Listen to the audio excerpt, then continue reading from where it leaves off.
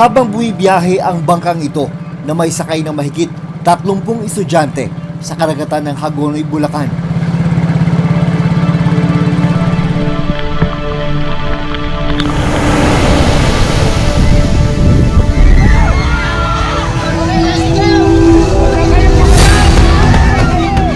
Biglang bumuhos ang malakas na ulan.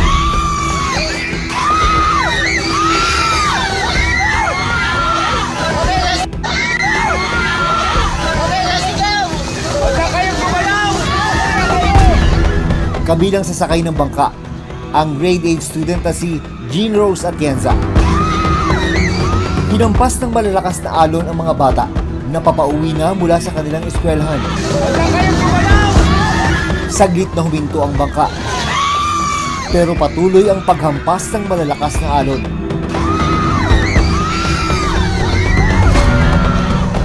Nung mga times po na yon, natatakot na po kami kasi po malakas nga po yung alon. Yung iba po umiiyak, tas mga nagsisigawan na po kasi po natatakot na po. Natatakot siyempre para sa kaligtasan ng mga anak, diba? Kaya naman tayo mga nanay, nag-aalala tayo. Hanggang di nakaka-uwi yung mga anak natin na safe, hindi tayo mapapalagay. Hanggang kailan kayang tiisin ng mga batang ito ang hirap sa pagtawid ng dagat?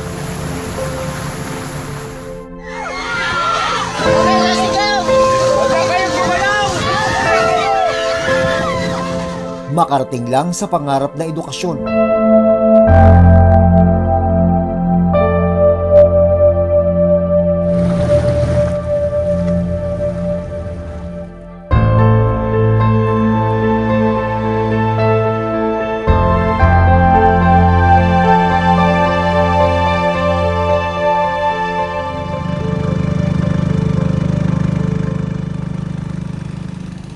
Hindi pa man sumisikat ang araw, naghahanda na papasok ng eskwela si Jean Rose, 13 taong gulang.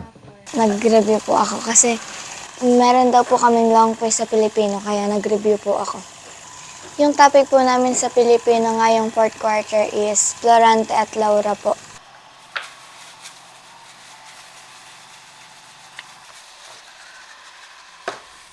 Abala rin ang kanyang nanay na si Jennifer sa paggawa ng Graham balls.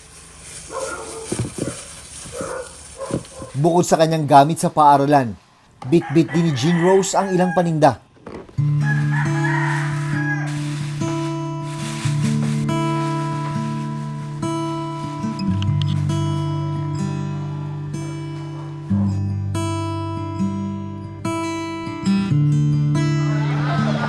Pagdating sa pangpang ng Isla Pugad, nag-aabang na rin ang iba pang mag-aaral. Isa-isa silang sumakay sa pampasaherong bangka papunta sa pinapasukan nilang junior high school sa Hagonoy, Bulacan. Ang bayad dito, 35 pesos kada biyahe.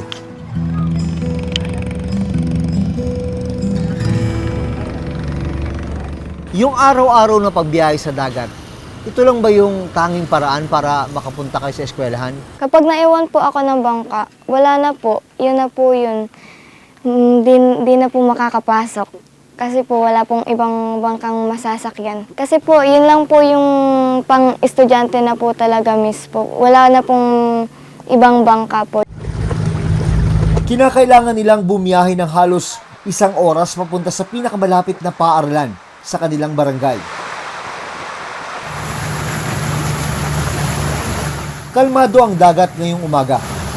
Ibang-iba sa naranasan ni na Jean Rose. Mahigit 4 na buwan na ang nakararaan.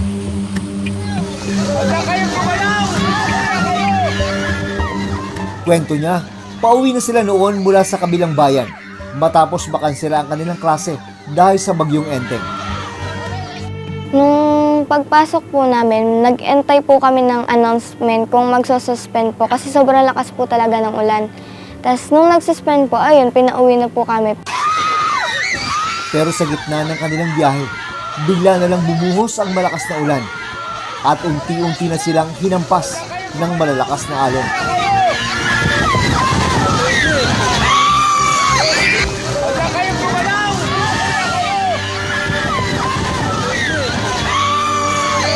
Nakita ko yung video nyo, yung hinahampas kayo ng malalakas na alon habang nasa gitna kayo ng dagat. Ano yung nararamdaman mo nung sandaling yun?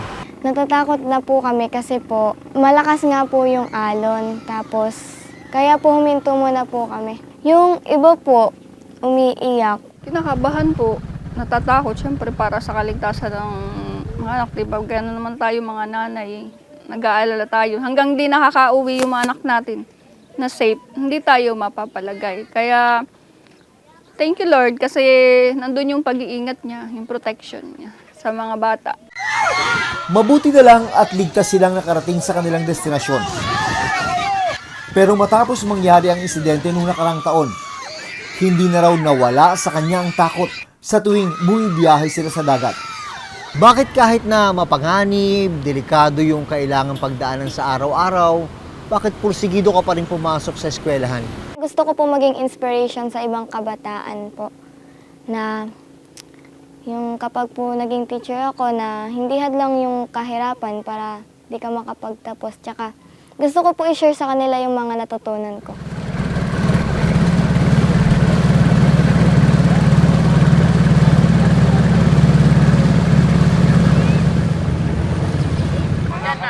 Nang marating na ni Jean Rose ang Pangpang, kinakailangan na nilang magmadali dahil magsisimula na ang kanilang klase.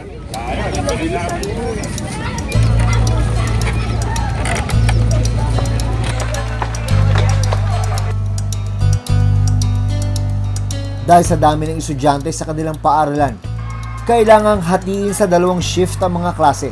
Since we are catering almost 4,000 students, junior to senior high school, and we lack classrooms.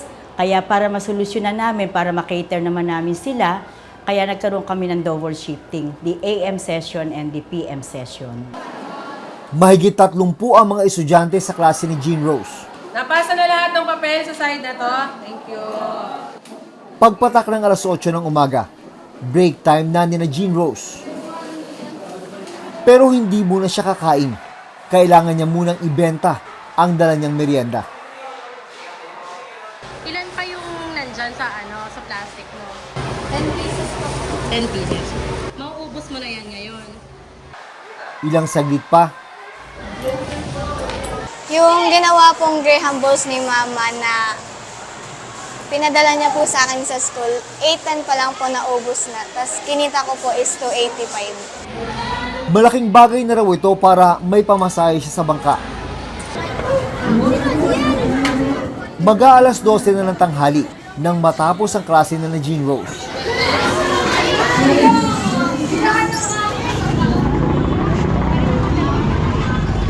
Bago umuwi, bumili muna siya ng mga gagamitin para sa kanyang paninda kinabukasan. Bumili na rin ng pananghalian ng bata. Dahil uwian na, unti-unti nang dumagsa ang mga estudyante sa bangka. Kasama na si Jean Rose.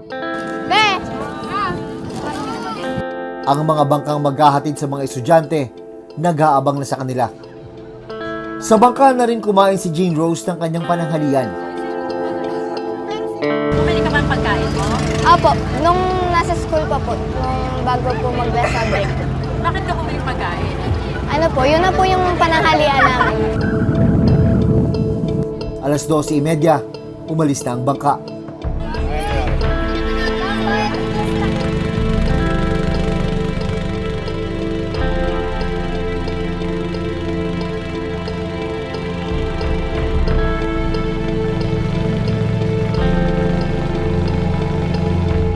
Makalipas ang 1 oras, narating na nila ang Isla Pugad.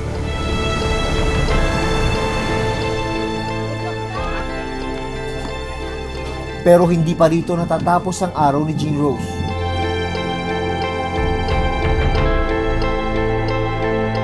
Pagdating sa bahay, saglit na nagpahinga ang bata.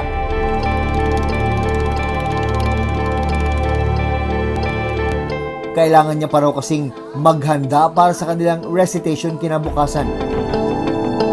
Sa loob ng kanilang bahay, may itinatagong mahalagang yaman si Jean Rose. Ito po yung mga medals ko po tsaka mga awards ko po nung elementary po. Yung sa Girl Scout po, with honors po, tas 7th place po sa column writing sa Pilipino po. Tapos, good moral character po, tas with honors, conduct award with high honor po. Para sa akin po, kapag po nakapagtapos ako, mas madali po akong makakahanap ng trabaho. Tsaka, para po sa magandang kinabukasan. Habang nag-aaral si Jean Rose, abala namang inihahanda ni Jennifer ang mga panindang maruya. Pagtutulungan nilang ibenta ang mga ito mamaya sa Isla Pugad. Hindi raw kasi sumasapat ang kinikita ng kanyang asawang si Gary sa pangingisda. Naman 280. Gastos sanda. Natira ng 180. Panggastos lang po diya sa bahay. Hindi man sang-ayon si Jennifer na nahahati ang atensyon ng anak sa pag-aaral at pagtitinda. Si Jean Rose na raw mismo ang nagkukusang tumulong sa kanila. Malaking bagay po yun kasi pagka walang huli, doon ko po kinukuha yung pambaon nila.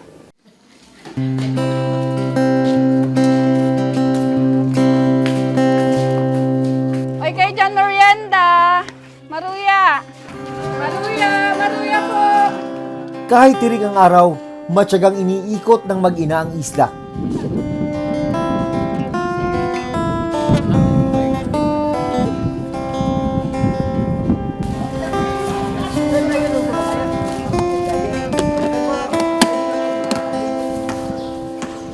Maruya po kayo dyan!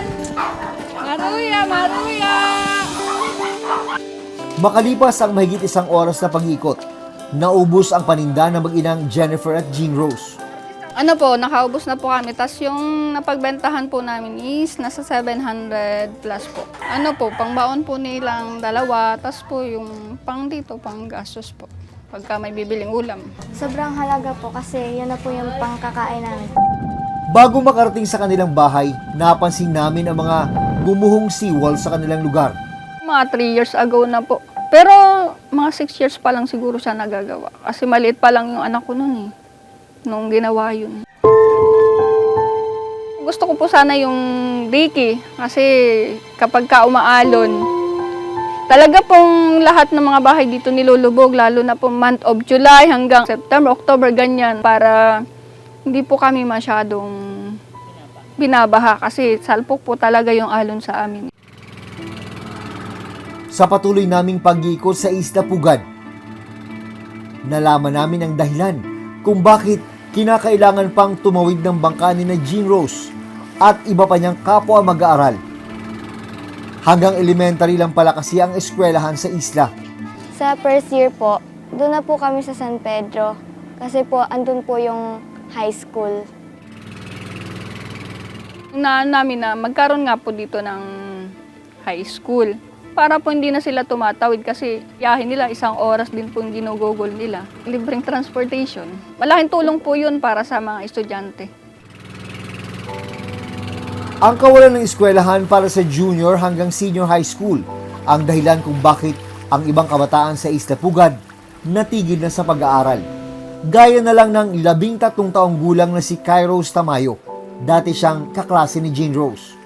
Pero dahil sa hirap ng buhay, napilitan siyang tumigil sa grade 8. Noong October po, huminto po ako nun. Nang maghiwalay ang mga magulang ni Kairos, ang kanyang lolo at lola na ang sumuporta sa kanya. Pero hindi raw nila kaya ang gasusin sa pang-araw-araw na pamasahe papunta sa kabilang barangay, kung nasaan ang pinakamalapit na eskwelahan. Lolo ko po huminto sa Baklad. Kasi po sa katandaan 64 na yata lolo ko, 65. Malabo na po yung mata. Medyo high blood ni lolo. Sa ngayon, tumutulong si Kairos sa kanyang lolo sa pangingisda. Yari po yung lambat. Pag marami isda, naka-30 po kayong banyera. May na po kayo dun. 600 or kaya 700. Pag lang po, konti lang po huli o kaya 3, wala po kayong kaparte. Pero hindi pa rin daw nawawalan ng pag-asa ang bata na muling makabalik sa pag-aaral. Gusto ko po paglaki ko, gusto ko po maging polis kasi gusto ko po makulong yung mga masamang tao. Ayon sa huling pag-aaral ng Philippine Statistics Authority o PSA noong 2024, mahigit 10 milyong kabataang Pilipino ang out of school. Isa sa nakikitang dahilan ng hindi pagpapatuloy ng pag-aaral ay ang kawalan ng access sa mga paaralan. Bawat bata, iba-ibang challenges in access in that respect. Again, those are the things you have to think through. Like kunyari, alam ko, yung isang tanong is, maglalagay ba ako sa eskwela malapit? Pero pag naglagay ka sa eskwela malapit, ang sunod na tanong is, may teacher ka ba malalagay? Maaaring ito ay dahil na din sa yung budget implication. Dahil malaki, marami ang mga batang nangangailangan, marami ang kailanganing teacher, at tayo nag-i-evolve lang within the budget na nare-receive natin. Kung ikukumpara sa ibang bansa, yung education spending siguro hindi pa tayo nakakasapat doon. Hindi pa tayo nakakapantay. Sa isinagawang survey ng Social Weather Stations noong January 2025, isa ang equal access to education sa mga kinukonsidera ng mga botante sa pagpili ng mga kandidato ngayong darating na eleksyon. 92% ang nagsabing mahalaga na kabilang ito sa plataporma ng kanilang mapipiling kandidato. Sa huling datos ng Department of Education o DepEd na inilabas nito lang nakaraang taon, mahigit 165,000 ang kulang na classroom sa buong bansa. At para mapunan ito, kakailanganin ng 413.6 billion pesos para maging sapat ang silid-aralan para sa mahigit 23 million na estudyante sa mga public school kada taon. Tulad ng paaralan ni Jean Rose, kinailangan ding magkaroon ng shifting sa klase ng Hagonoy East Central School dahil sa kakulangan ng classroom nung una namin silang binisita. Ang ilan kasi sa kanilang silid-aralan, lubog na sa tubig at hindi na magamit. Ang sabi ng mga teacher dito, kung tayo lalakad sa bandang gitna ng tubig na to, aabot yung tubig hanggang sa bewang. Nag-AM yung kalahati, papalitan uli ng kalahati sa hapon. Nag-shifting na po kayo kasi kung di kayo mag-shifting, Kakasakit po mga bata. dati, 7 classroom to para sa mga grade 6 students. Pero ngayon, na ipunan na ng tubig, putik, sisira na dahil nakatiwangwang, na sana ay napakikinabangan ng mga estudyante. Ang ilang silid, unti-unti na ring pinapasok ng tubig. Ngayong umaga, nabutan naming naglilimas ng tubig si Teacher Maylene sa loob ng kanilang classroom. Dahil po sa high tide, kaya pinapasok yung aming classroom. So may klase po ngayon, kaya kailangang linisin para lang po hindi madulas yung bata. Pero hindi pa man nagtatagal ang kanilang klase. Biglang bumuhos ang malakas na ulan. At unti-unti nang pinapasok ng tubig ang classroom ni Teacher Maylene. Kasi halos lahat naman po na nang ginagamit natin dito na classroom ay naka-elevate. Kumbaga meron po talagang classroom na naiwanan na. So inaabot yung mga bata habang naglaklase. Opo, ganun po ang senaryo. Hindi naman po ganyan talaga dapat yung school namin. Kaya po, ginusto ko din that I transferred here kasi gusto ko matulungan. Yung mga natitira ko mga paglilingkod ng taon sa DepEd ay maging instrumento ko. Susunod, giniba na ang mga school building na dating lubog sa baha. Isang building na may 4 na palapag at 16 na classroom sana ang planong ipatayo rito. Yan po ay dapat na for funding na, pero hindi siya naging priority ng DepEd dahil nga po nag-iba na ng liderato.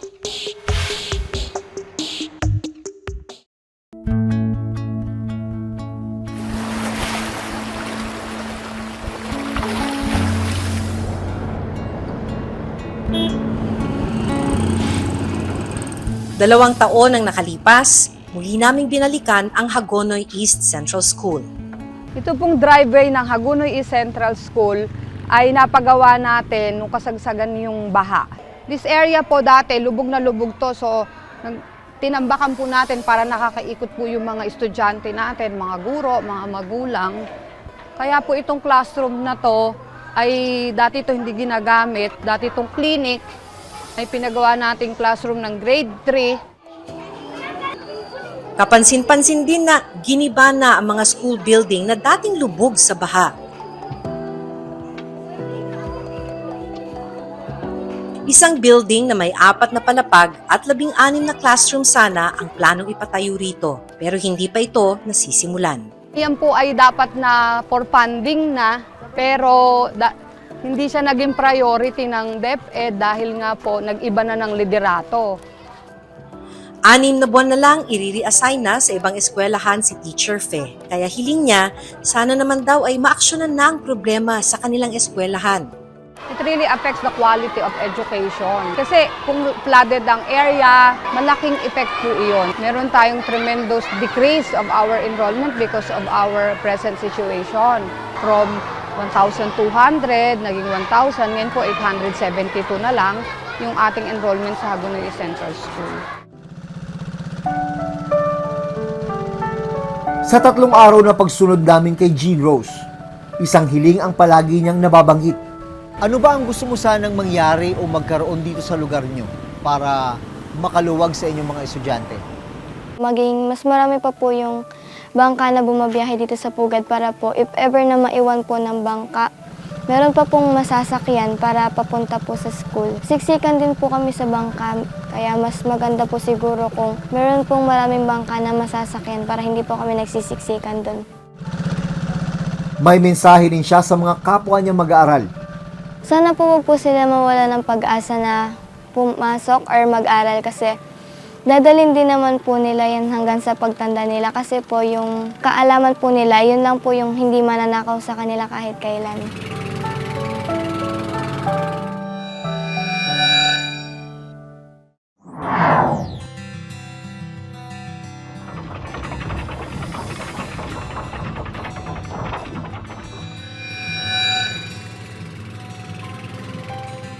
Matinding sakripisyo ang ginagawa ni na Jean Rose makapasok lang ng paaralan. May pagkakataon pang nalalagay sila sa panganib habang nasa gitna ng karagatan.